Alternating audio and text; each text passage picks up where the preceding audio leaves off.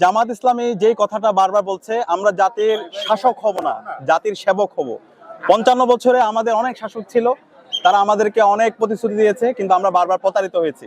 তো এই বাংলাদেশ নতুনভাবে বিনির্মাণ করার জন্য আমাদের সেবক দরকার, যারা জনগণের কাছে জবাবদিহি করবে, জনগণের যে সমস্যাগুলো আছে প্রত্যেকটা সমস্যাকে অ্যাড্রেস করবে। তো সেই জায়গায় আমাদের ব্যারিস্টার আরমান ভাই, তিনি দীর্ঘদিন 9 বছর গুম অবস্থায় ছিল, তিনি আজকে জুলাই বিপ্লব পরবর্তী আমাদের মাঝে ফিরে এসেছেন এবং বিপ্লব পরবর্তী দেখিয়েছেন কিভাবে মানুষের জন্য কাজ করতে হয়, কিভাবে সবার পক্ষে কাজ করতে হয়। তো আমরা আশা করছি আরমান ভাই ব্যাপক ব্যবধানে ইনশাআল্লাহ বিজয় হয়ে আসবে। এবং দাঁড়িয়ে পাল্লা, দাঁড়িয়ে পাল্লা, দাঁড়িয়ে পাল্লা, দাঁড়িয়ে পাল্লা। আসসালামু আলাইকুম। দাঁড়িয়ে পাল্লা। আসসালামু আলাইকুম। আল্লাহ, কি অবস্থা? ভালো আছেন? ভালো।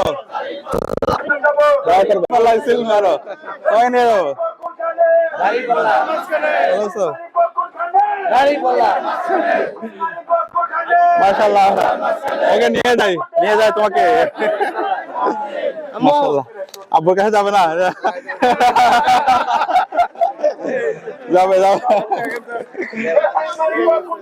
মাশাআল্লাহ।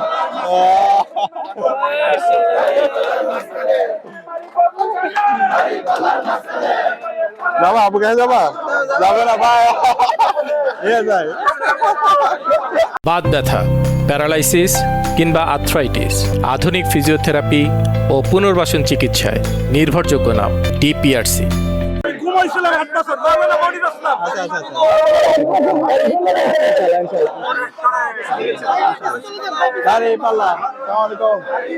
ভালো আছেন?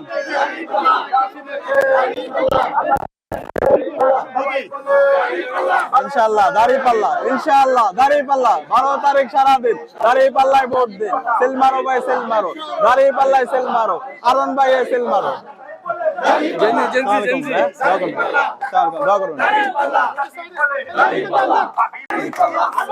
ভালো আছো?